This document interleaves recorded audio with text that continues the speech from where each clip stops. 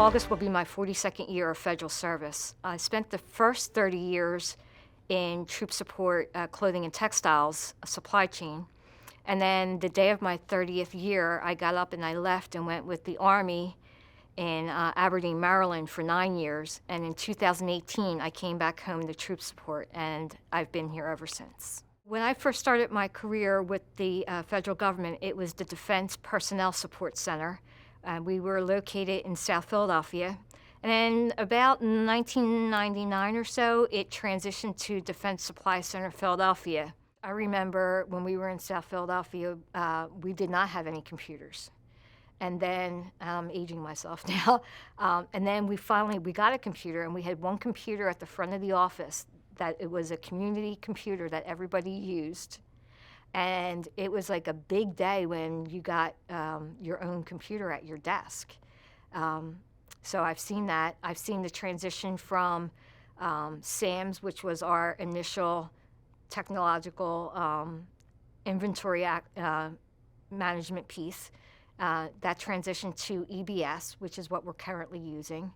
In South Philadelphia, it was very traditional, a very heavy Italian, family-oriented neighborhood. There was a lot of shopping, a lot of neighborhood restaurants, and it was just a different culture. And then coming up to Northeast Philadelphia, still residential, but a more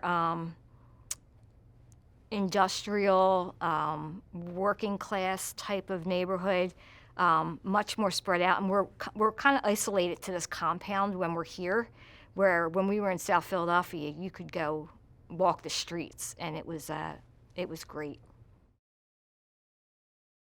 I've been through numerous uniform changes for all of the services.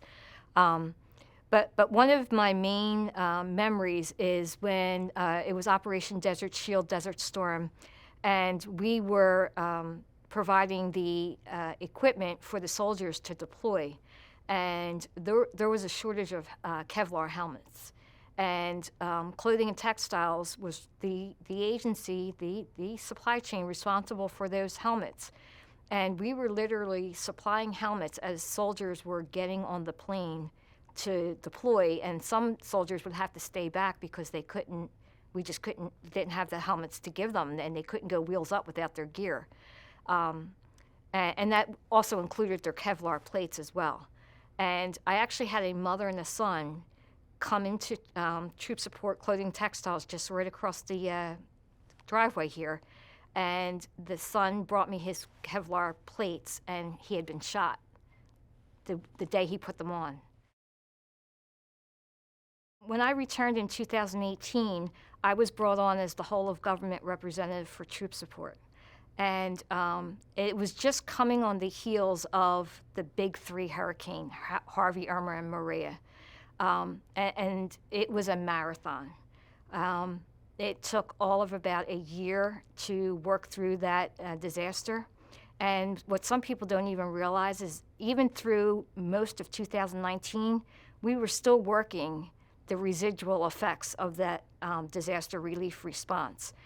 This pandemic hit. We had only, really as troop support, we only had about 8 months of downtime. We were just starting to transition back to normal life. And we thought that we would never see another marathon like we did with those 3 hurricanes. And then, March of 2020 comes, and we ran the biggest marathon of our whole career. The main focus was on Puerto Rico and rebuilding the electrical grid in Puerto Rico in order to give them power. That took all of about a year. And there are still some people today in Puerto Rico that still do not have power in the far-reaching mountainous areas that just could not get rebuilt.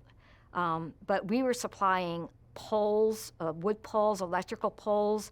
Everything had to be shipped over by barge, electrical wire, generators. Our initial response was we sent over shiploads, containers of generators to get at least temporary power to the island. And then we also did meals, water, commercial shelf-stable meals in order to keep the lifelines going. And then once we at least established temporary power, then the rebuild of the power grids began. And then that is what I was referring to when we were doing the residual work, was once those power grids came back online, then we had to pull back all of those generators, bring them back to the United States, and then retrograde them back into the system again.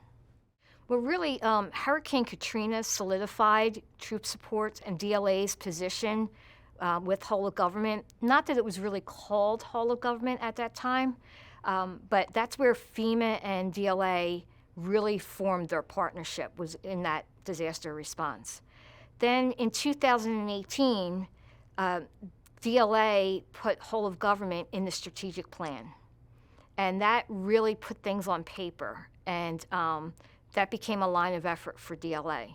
And we've been focused on whole of government ever since then. Originally, GSA was managing all of the items that the Forest Service would use to fight fires. And then in 2016, GSA just wasn't capable of doing it any longer. So DLA swept in and was able to maintain that program for the U.S. Forest Service under the USDA.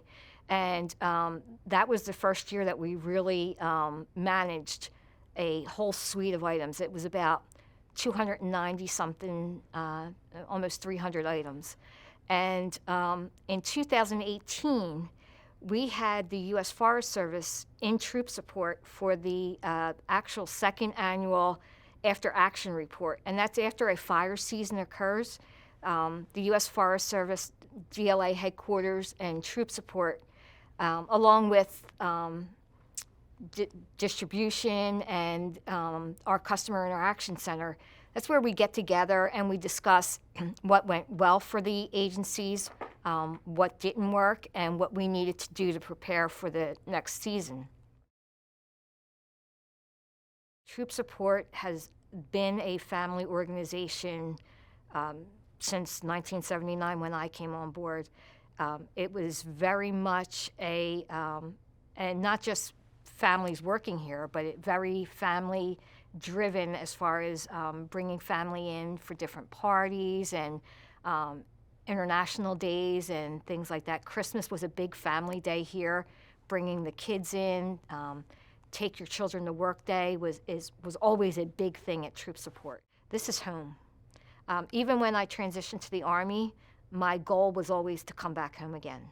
I didn't think it was going to take me 9 years, and I enjoyed the 9 years with the Army, but I was definitely coming back home. There was no doubt in my mind.